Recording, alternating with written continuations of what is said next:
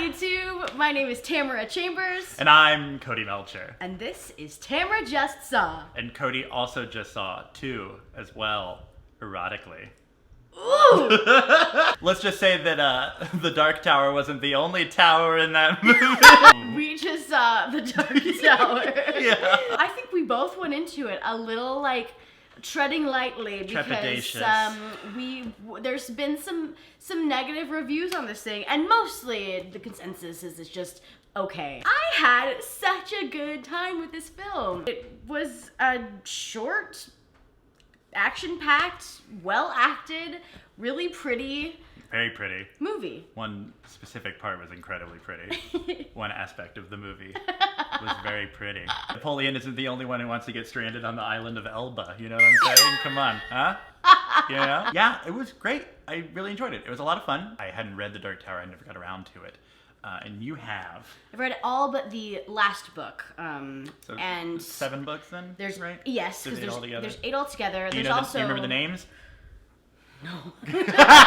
Also, there's comics though. Yes. And I saw the omnibus on Amazon. A lot of his other books reference the Dark Tower and kind of pull from the lore. Yeah. And he describes it, and I would have to agree that it is his best thing. It's his Lord of the Rings is how he describes it. He's a great writer. I really enjoy following him on Twitter. But I like On Writing. His book On Writing is great. I've heard which you really should check good. out. Yeah. But this series was something that just shocked me how incredibly fast it drew me in, and just the character of the gunslinger is so good.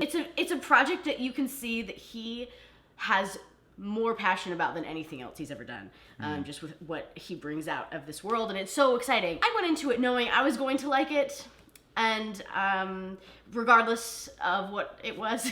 That should be the new name for this series. Tamara's gonna like it regardless of what it is.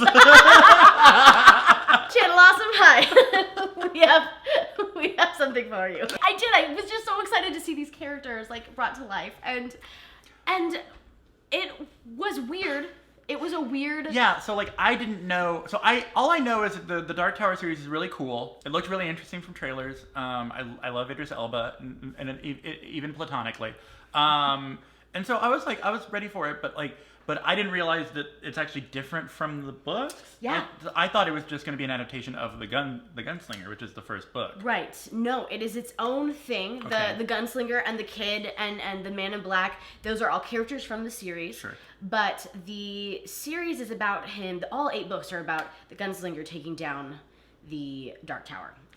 Keeping the Dark Tower. Okay. Not It's like, taking what? that. That is a twist. the Man in Black, right. Same Yeah. kind of deal, but they do all of it in this one film. And Oh, so that's the whole series just happened. but not at all. Okay. Because they didn't. I mean, it's not even like they left things out. It's like it was just a completely different story. That's weird because like Stephen King. So odd. Well, Stephen King's like infamously like, no, you need to do it by the book. Like, I mean, he remade The Shining. Like, he thought Kubrick's Shining was not good and remade it himself. Yeah. So either he's changed or.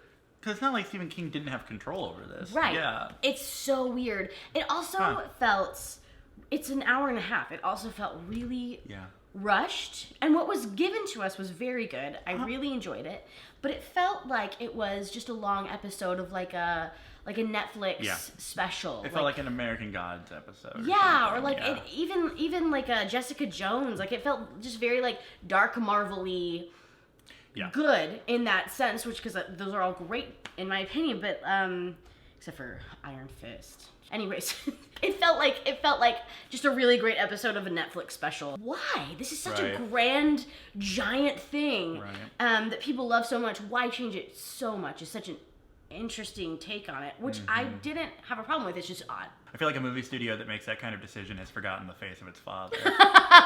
And I feel like that's not good. Best part of the film. By far, best part of the film. I don't want to spoil it. No. But there's a great face of your father joke in there. We were talking about you writing a book about the things you yell at people out of your car. Yeah, that would totally be a thing I would yell at a person out of The context. face of your father. You've forgotten the face of your father. The acting was crazy good. Yes. That kid, I can't wait to see what he does in his career. It was really...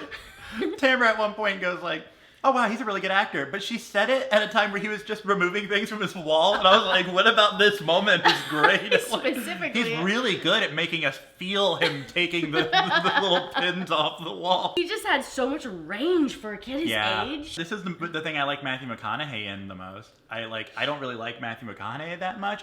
Calm down. I think I can see you typing already. I think it's mostly because I'm from Texas, and it's one of those things where it's like, oh, Matthew McConaughey, like you have to love him. Yeah, I really liked him in this. I was like it made me retroactively go, maybe I should give him another shot. That's an exciting moment when that happens. In the film. Like he's like my least favorite part of Amistad. He's fine in Frailty. But, like, he was good in this. I liked it. And he was a really good balance with Idris Elba. He really was. Yeah. He's got that great ability to be, like, this powerful creep. What if Jared Leto was not a weird asshole? Like, yeah. You know? Totally. Hey, like, that's exactly. That's what this was. There was one moment that's only weird to me. Which was they go to this village. The gunslinger says, "Who's your strongest seer?" And this woman goes, "That would be me." And then they move on. And I'm like, no, there would have been a moment where somebody else was like where like two women would have gone, wait, what? No. Pretty sure it's me though. Alternative is like I've been doing stand-up comedy for a long time. There would have been some open micer seer that would have been like, oh, that's me, and everyone's like, shut up, Janet. Like, Janet, Janet, you've been doing it for 2 days. You're you don't know. You don't have 10 minutes. Like, no. Just from human dynamics. Mm-hmm. Although I don't even know if they're human technically because they're from a different world. They're from mid-world. Right. It's very Mortal Kombat feely. That was the same thing. The world was the same. So their world used to be like way more advanced, like an Atlantis kind of thing, and then went back. And their animals used to talk. Right. Yeah. And so they used to have like this crazy. That's why they have the teleportation portals, because they used to have crazy good technology. Yeah, that's why this weird village was able to create a generator. That makes sense. Right. Okay. One thing I really enjoyed in this versus the book actually is that the boy Jake. First of all, his last name was Chambers, and every time they said Jake Chambers, I was like, oh damn, that's right. She got way excited. But in the book, it's not focused on that he's such a great artist and that he like is really obsessed with his art. Not obsessed with his art, but like but it was a big part of this story. And it was just kind of cool that like this badass gunslinger is the hero, and then also like this kid who's like a sensitive artist. These are the two heroes of the story, and I really liked that. I would say if you haven't seen the book, well, I'll let you speak on it. Seen the book. If you haven't seen the books, there they are. Well, now I'll go see the movie. All right, now I can speak. If you haven't read the books, I'll let you speak on that.